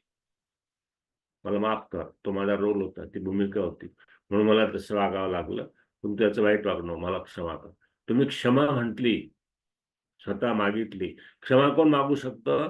जो सत्यपालन करतो, याच्याकडे धैर्य आहे, तो भेकाड माणूस क्षमा नाही मागू शकत, बरं का. तर अशी क्षमा मागितली, मग समोरचा माणूस तुम्हाला माफ करतो. ते क्षमेचं एक प्रारूप आहे अशा पद्धतीचं. अशा प्रकारची क्षमा आपण मागायची असते लोकांकडनं, करायची नसते त्यावेळेस. तुम्ही क्षमा कशी करणार त्यावेळेस? तर हे क्षमा करण्याचं एक साधन आहे की त्या व्यक्तीकडे जायचं, त्या मुलाकडे जायचं, ज्याला आपण बोललो असू, परिस्थिती निवडल्यानंतर, आणि क्षमा मात्र मागायची. अजून कोणाचा प्रश्न? अजून कोणाला आहेत का प्रश्न? हँड रेज करा, नाही तर मग अनम्यूट व्हा तुम्ही. एकेकाने विचारू शकता, कोणाला जर विचारायचे असतील तर. हँड रेज जर केला तर मला लक्षात येईल कोणाला विचारायचे म्हणून.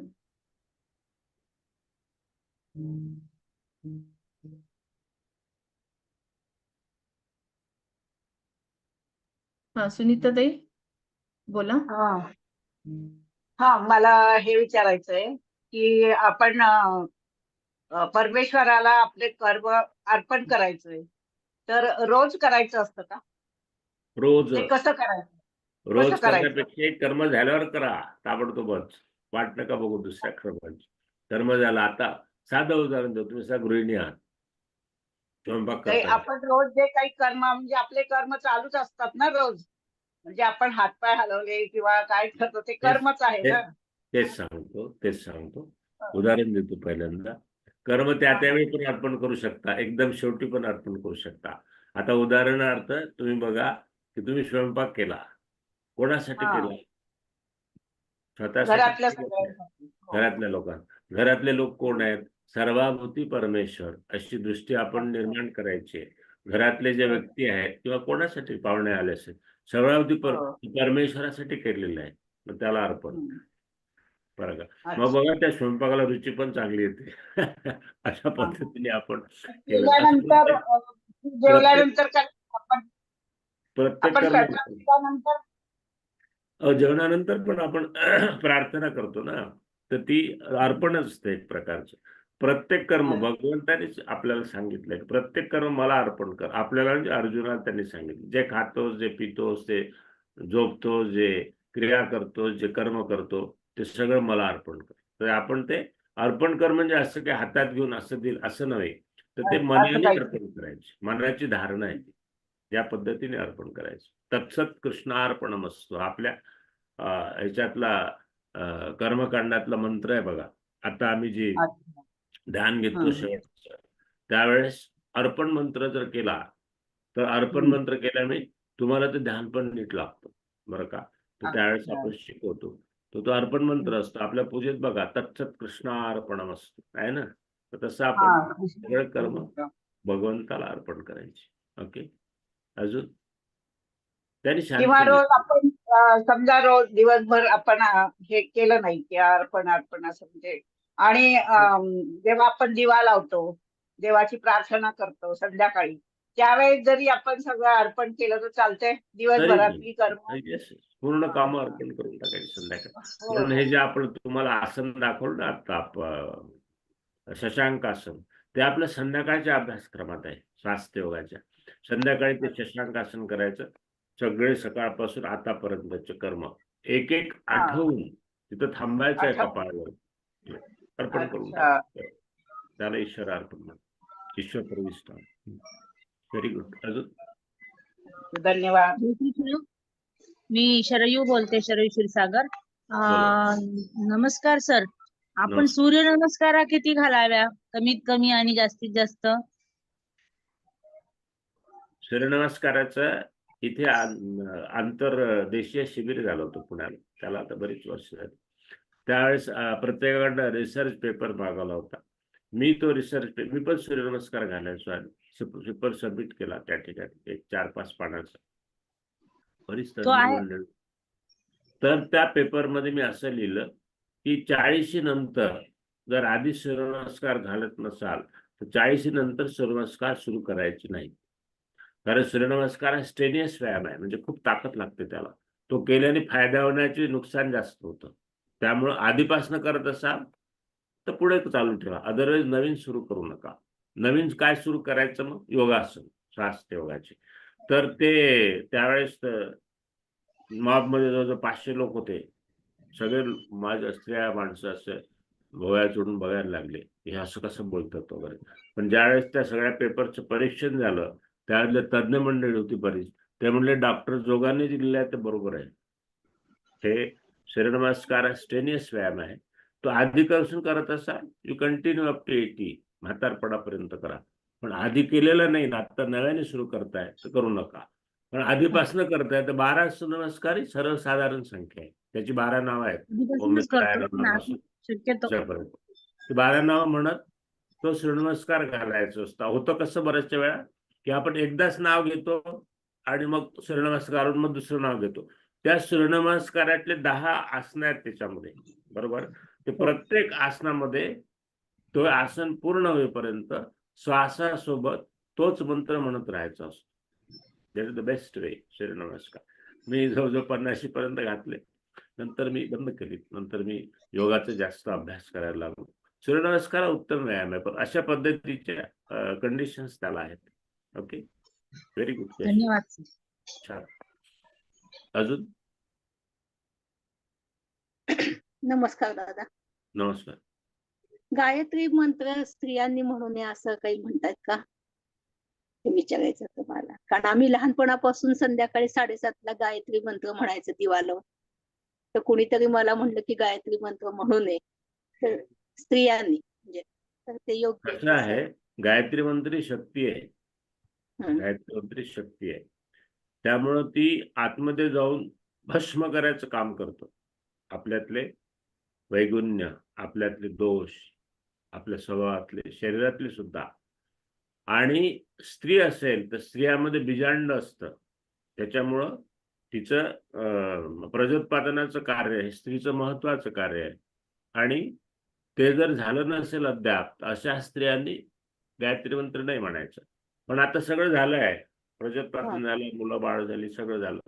मग आता तुम्ही गायत्री मंत्र म्हणायला काही हरकत नाही. पण कंडिशन आपली कशी आहे त्यावर बघा. आता तरुण मुलींना आम्ही गायत्री मंत्र देत नाही, कारण त्यांचं अजून व्हायचं आहे बरंचसं. त्यांना मुलं व्हायची. त्यांनी गायत्री मंत्र नाही करायचं. आणि गायत्री मंत्र शक्ती आहे जबरदस्त. तो उच्चार 3 खंडामध्ये करायचा असतो. ओम भूर्भुवः स्वः सुरुवातीला मोठ्याने म्हणायचं. प्रत्येक वेळी ओम भूर्भुवः असं म्हणायची गरज नाही. ओम तत्सवितुर्पासून सुरुवात करायची आणि 3 खंडामध्ये गायत्री मंत्र म्हणायचा. तो एका खंडात नसतो म्हणायचा. ओम तत्सवितुर्वरेण्यं भर्गो देवस्य धीमहि धियो यो नः प्रचोदयात्. ओम मोठ्याने म्हटला, सुरुवातीला 30% मोठ्याने म्हणायचा. मग 30% नुसतं उदगृत करायचं वाणीने, आणि म्हणजे फक्त आपल्याला ऐकायला येईल असं, आणि मग बाकीचं मनात करायचं. तो गायत्री मंत्र आमच्या चक्र साधनेमध्ये आम्ही घेतलेला आहे. तर अतिशय उत्तम, काहीच हरकत नाही. पण ते सकाळी म्हणावं का संध्याकाळी? गायत्री मंत्राबद्दल एक अशी धारणा आहे की गायत्री मंत्र हा गार्गी आणि मैत्री यांच्यापैकी एकीने दिलेला आहे.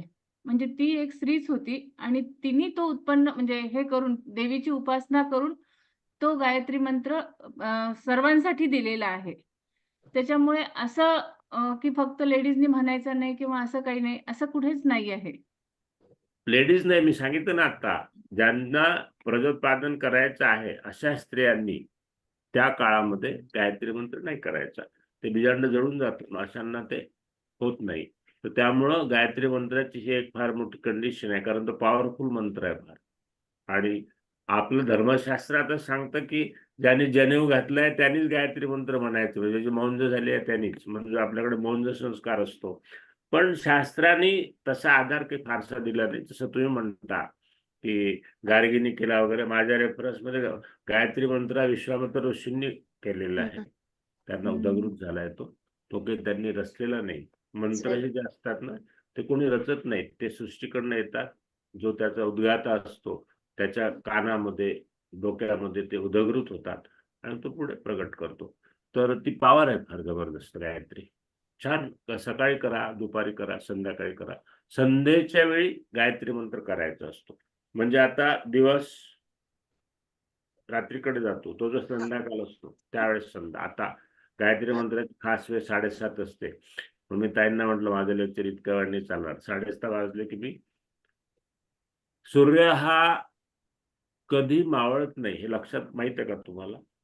आपल्याकडे अंधार पडतो याचा अर्थ सूर्य नाही असं नाही, तो आहे सृष्टीमध्ये. तिकडे दिवस असतो दुसऱ्या देशामध्ये. त्यामुळं सूर्याचं प्रतीक म्हणून आपण ज्योत लावायची समोर, आणि त्या ज्योतीसमोर बसून त्राटक करत गायत्री मंत्र केला तर खूप पॉवर वाढते. आम्ही त्राटक करतच करायचं संध्याकाळी 7:30ची वेळ हा करत होतो. तर दुपारच्या वेळेत करा. दुपारचा जो माध्यान्ह काल असतो तो पण 12 ते 2चा, तो पण गायत्रीसाठी उत्तम आहे. आणि पहाटेचा तर आहे 3:30 पासून तुम्ही करू शकता, काही प्रॉब्लेम. ठीक आहे, खूप छान प्रश्न. नमस्कार. धन्यवाद. अजून मालती ताई, तुम्हाला हो. माझी बोलू का मी? बायको गायत्री मंत्र म्हणूनच स्वयंपाक करायची. हो. झाले होते तिचे मुलं बाळ वगैरे सगळं. पूर्ण स्वयंपाकाचं काय 1-1.5 तास तिचा स्वयंपाक झाल्यास पूर्ण गायत्री मंत्र म्हणत करायची. आणि तिची श्रद्धा होती की या मंत्राची जी व्हायब्रेशन्स आहेत त्याने अन्न संस्कारित होतं, आणि खरं आहे बरं. हा, सर पुढे नमस्कार. प्रश्न. नमस्कार, मी सुमिता कुलकर्णी बोलते. आता तुम्ही जे गायत्री मंत्राचं सांगितलं की स्वयंपाक करताना म्हणत होत्या मॅडम म्हणून, तसं मला विष्णू सहस्त्रनाम म्हणायची सवय आहे स्वयंपाक करताना. तर ते योग्य आहे का? कारण म्हणजे ते रुजू आहे का? नाही तर मग कसं असं पुष्कळ जण म्हणतात की चालत फिरत म्हणायला नाही पाहिजे वगैरे, बसून एका ठिकाणी म्हणायला पाहिजे, कसं पण ते आहे, होत नाही. दोन प्रकार आहेत. एक कर्मकांड आहे आणि दुसरी भक्ती आहे. तुम्ही भक्ती हा. म्हणून जर म्हणत असाल तर केव्हाही कुठेही म्हणा. हा, पण भक्ती म्हणून. कर्मकांड म्हणून करत असाल तर मग मात्र शुचिर्भूत होऊन, म्हणजे स्नान वगैरे करून विशिष्ट आसनावर बसून दिवा लावून मग म्हणायला पाहिजे. पण तुम्ही भक्ती म्हणून करत काहीच प्रॉब्लेम नाही, नथिंग. हा. सहस्त्रनामाचे नाव आहेत भगवंताचे, काय हरकत नाही. त्या पद्धतीने आपली धारणा काय ते फार महत्वाची. जसं हा, आता मगाशी ध्यानाच्या आधी मानस्नान केलं आपण, त्याला केलं विधी होता का? नाही. आपण ते श्रद्धेने केलं.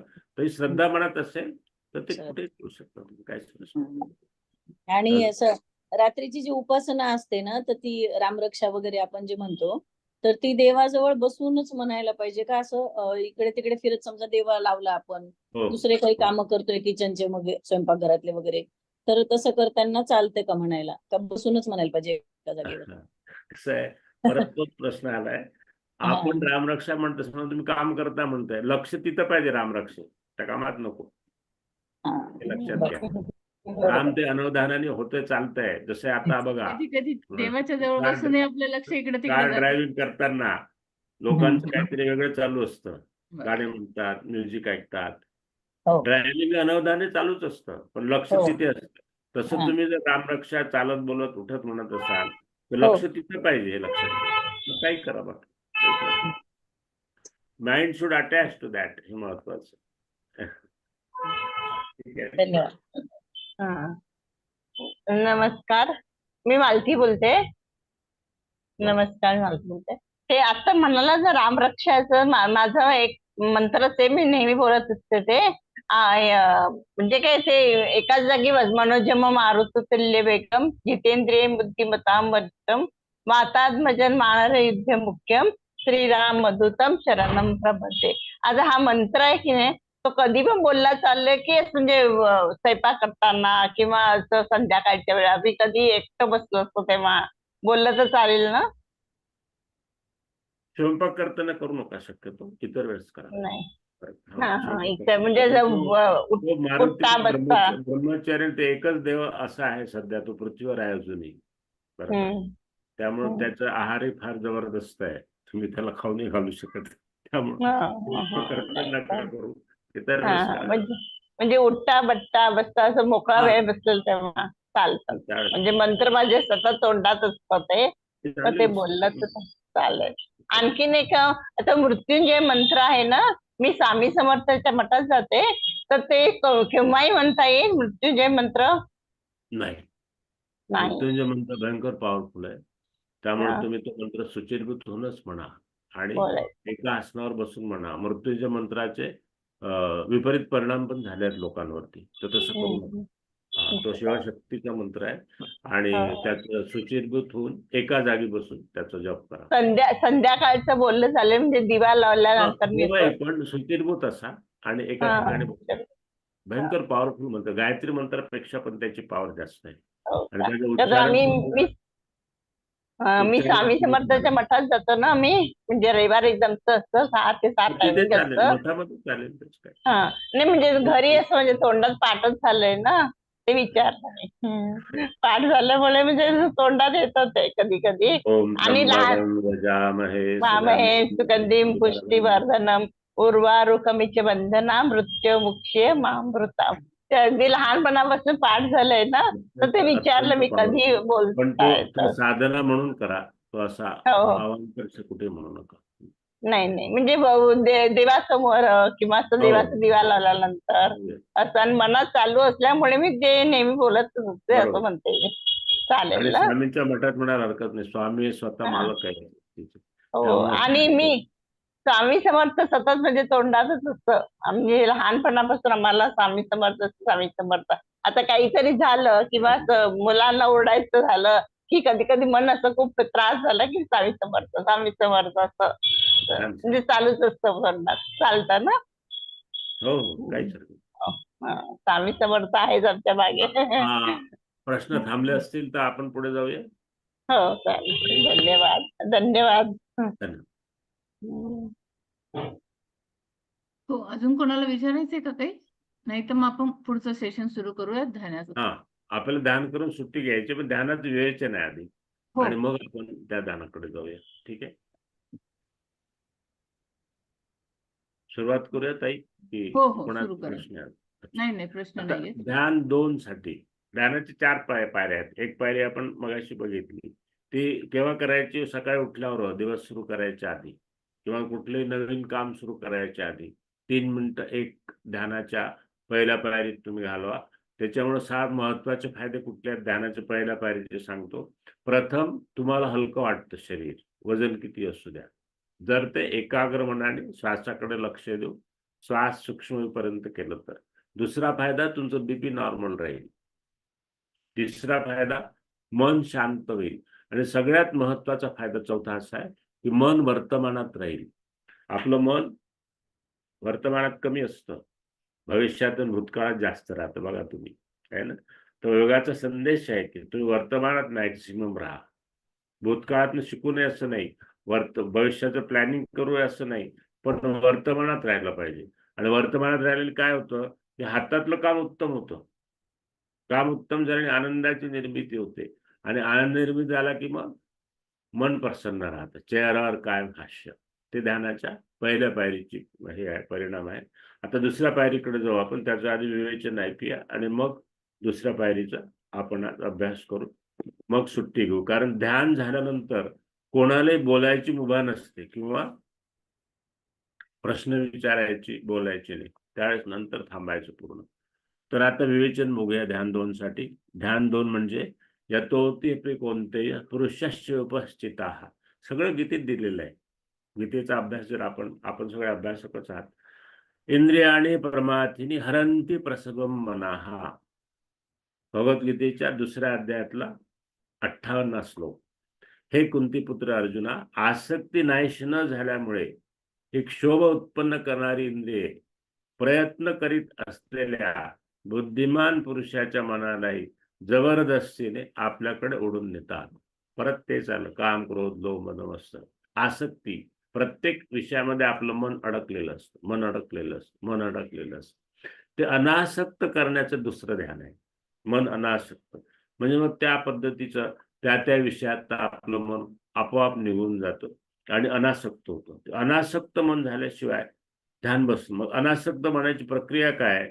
तर शरीराने मनाने काही न करण्याचा अभ्यास. खूप कठीण, म्हणून तुम्हाला ध्यानाची दुसरी पायरी फार कठीण आहे, ते सतत अभ्यास करावा लागतो. तानि सर्वाणि संयम युक्त आशित मत्पराः वशे यशेंद्रियाणि तस्य प्रज्ञा प्रतिष्ठिता. भगवद्गीतेच्या परत 2ऱ्या अध्यायातला 59वा श्लोक. म्हणून साधकाने, साधक म्हटलंय भगवंतांनी ध्यान करणाऱ्याला, त्या सर्व इंद्रियांना ताब्यात ठेवून चित्त स्थिर करून मनाला माझाच आधार देऊन ध्यानात बसावे. कारण इंद्रिये ज्या पुरुषाच्या ताब्यात असतात त्याचीच बुद्धी स्थिर होते. ध्यानाला स्थिर बुद्धी लागते. आणि स्थिर बुद्धी केव्हा होते? जेव्हा आपलं मन अनासक्त असेल तेव्हाच, तोपर्यंत नाही. बाह्य स्पर्शन सशक्त आत्मा विंदत्यात्मनि तत्सुखम स ब्रह्मयोग युक्तात्मा सुखमक्षयमश्नुते.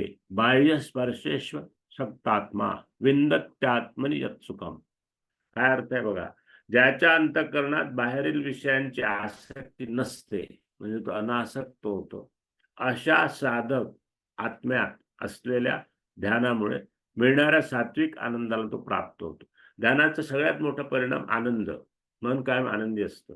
आता आमचे ते 3ऱ्या ध्यानाचे 4थ्या ध्यानाचे साधक आहेत ना, तेवढं सर ते दिसत नाही, तुम्ही काय सांगता ते. म्हटलं शांती मिळाली का? ते बघा. हो म्हणजे शांतीची कार आहे. पहिले मी चिडचिड करत होता, चिडचिड नाही करत. पहिले बोलत होता, आता एकदम बंद झालं बोलणं लोकांचं, चिडचिड करणं. तर म्हटलं हा परिणाम आहे ध्यानाचा. म्हणजे तुम्हाला ध्यान जमत आहे. ध्यानात मला काय मिळतं याच्याकडे सुद्धा आसक्ती ठेवायची नाही, तिथं पण अनासक्त राहायचं. म्हणजे ते जे मिळत जाईल ते आपोआप मिळतं. तर असा साधक आत्म्यात असलेल्या ध्यानामुळे मिळणाऱ्या सात्विक आनंदाला प्राप्त होतो त्यानंतर तो सच्चिदानंद घन परब्रह्म परमात्म्याच्या ध्यानरूप योगात ऐक्य भावाने एकस्थित असलेला पुरुष अक्षय आनंदाचा अनुभव घेतो. परत तिथंच आले भगवंत की ध्यानाने आनंदाची निर्मिती होते. कायम हास्य चेहऱ्यावर, smiling face. So that is the sign of मला ध्यान जमत आहे. तर आता आपण या विवेचनात इथे थांबू. तिसऱ्या सत्राचा अभ्यास करताना त्यासाठी पुढे जाऊ. मग त्या ठिकाणी आज प्रश्न तुम्हाला शेवटी देऊन ठेवणार आहे. सगळ्यांनी स्वस्थ बसा, जसे असाल तसे, काही आसनाचा आग्रह नाही. आणि पाठ मान सरळ रेषेत, खांदे सैल, डोळे बंद. हा ध्वनी ऐकायला येईल असं काहीतरी करा ताई, कारण इथं मी ध्वनी करतोय सूक्ष्म. आणि सेटिंग मध्ये जावं लागतं दादा. आता ऐकायला नाही येणार बहुतेक, कारण बरं, ठीक आहे. हा मग नुसतं सूचना फॉलो करा. बरोबर. एक 7 मिनिटं ध्यान करूया आपण. ध्यानानंतर नमस्कार करून व्हिडिओ बंद होईल. त्यानंतर काही बोलायचं नसतं. No questions, nothing. आता सूचनांचं पालन, डोळे बंद, स्वस्थ बसा. तुम्हाला जी मुद्रा आवश्यक आहे ती लावा. 7 मुद्रा दिल्या होत्या मी हातांची. शक्यतो मुद्रा जांघेवरती दाबा आपल्या, म्हणजे पाठीचा कणा ताठ राहायला मदत होईल. आणि शरीराने स्वतःहून कुठली कृती स्वतः करू नका. No actions by the body of our on.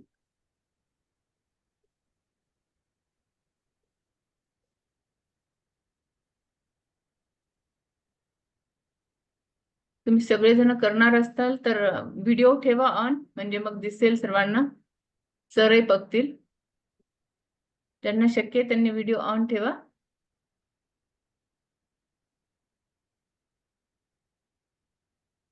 दुसरी सूचना, कानाने बाहेरचे आवाज ऐकू नका.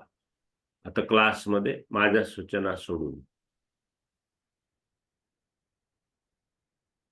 तिसरी सूचना, मनाने मनोव्यापार करू नका. आणि अशा रीतीने शरीर आणि मन त्यांनी काहीही न करता केवळ स्वस्थ बसण्याचा अभ्यास करा.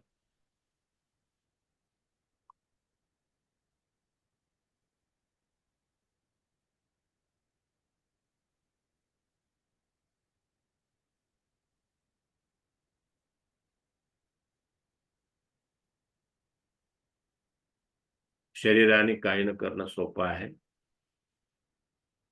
कानाने बाहेरचा आवाज न ऐकणं प्रयत्न साध्य आहे. मनाने मनोव्यापार न करणं अत्यंत कठीण.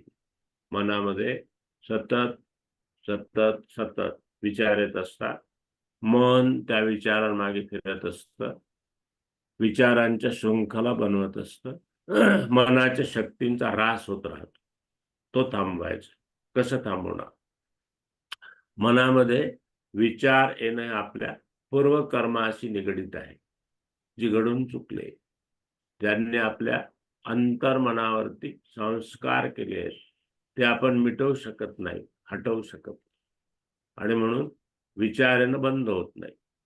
मग काय करायचं? योग सांगतं, विचार येऊ द्या, आपण त्यांना बघायचं नाही, त्यांच्याकडे लक्ष द्यायचं नाही, ते निघून जातील असा अभ्यास करा. Let the thought generate. You don't notice. They will disappear.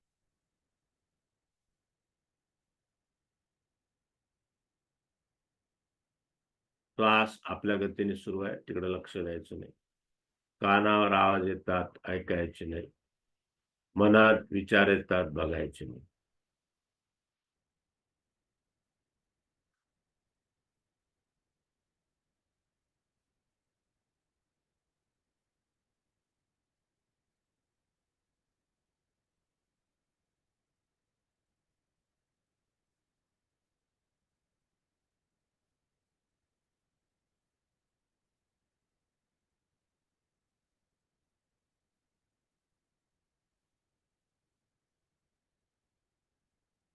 No actions, no transactions.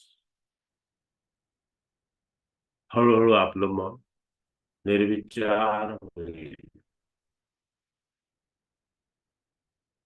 रोजच्या अभ्यासाने ते शून्य स्थिती धारण करेल.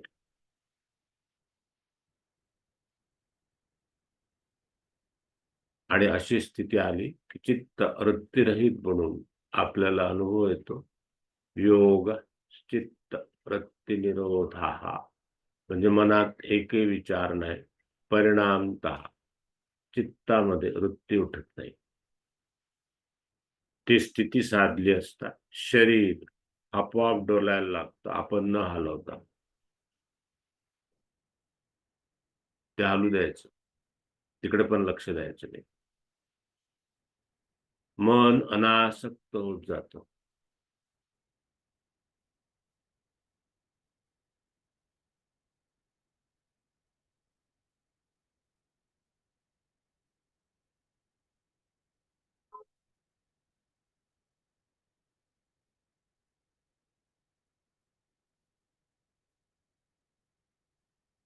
थोडक्यात काहीही न करण्याचा अभ्यास शरीराने कृती नाही, मनाने मनोव्यापार नाही.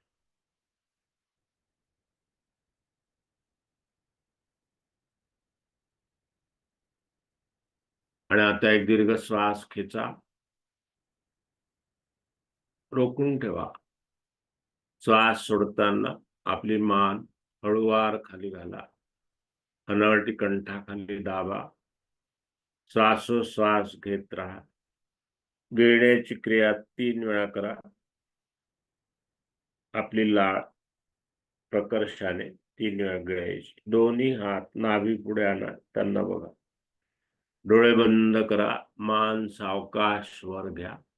तळहातांचं घर्षण करून ते आपल्या डोळ्यांवर, चेहऱ्यावर, छातीवर, पोटावर, संपूर्ण शरीरावर हृदयाच्या दिशेने फिरवा. छाती पुढे नमस्कार करून थांबा. डोळे बंद ठेवा. आपण 3 वेळा हृदयस्थ ओंकार करणार आहोत. त्यासाठी दीर्घ श्वास घेत मन हृदयस्थ ठेवा.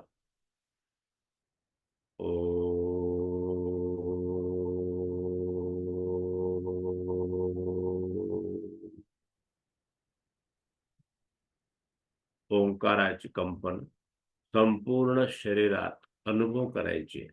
पुनश्च दीर्घ श्वास, मन हृदयस्थ.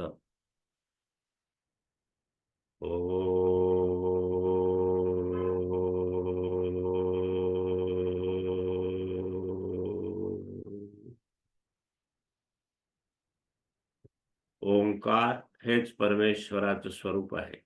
अशा श्रद्धेने पुनश्च एकदा दीर्घ श्वास, मन हृदयस्थ.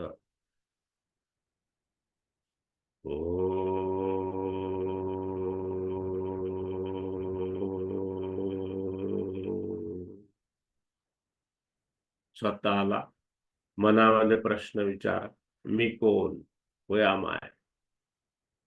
एक दीर्घ श्वास घेऊन रोखून ठेवा. प्रश्नावरती एकाग्र व्हा, मी कोण.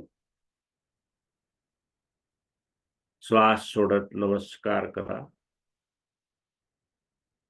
डोळे उघडा. धन्यवाद. कल्याण हो.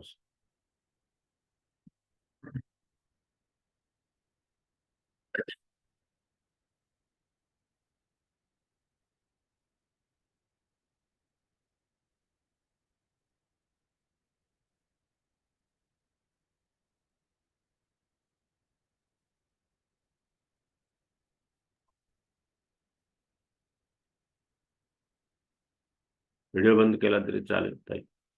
बर, खूप खूप धन्यवाद सर. खूप छान वाटलं अगदी. छान अगदी. हो हो, चालेल. खूप मस्त. आणि सगळ्यांनाच डेफिनेटली एनर्जी मिळाली असणार आहे. सगळ्यांच्या चेहऱ्यावर एक वेगळा समाधानाचं हे दिसत आहे. छान वाटतंय अगदी. बंद करूया. हो हो, एंड करते मीटिंग. ओके. बाकीचं मग सगळं आपण बोलूच चालेल. काय प्रश्न वगैरे असतील तुम्ही व्हॉट्सअपवर टाकू शकता. हो हो चालेल.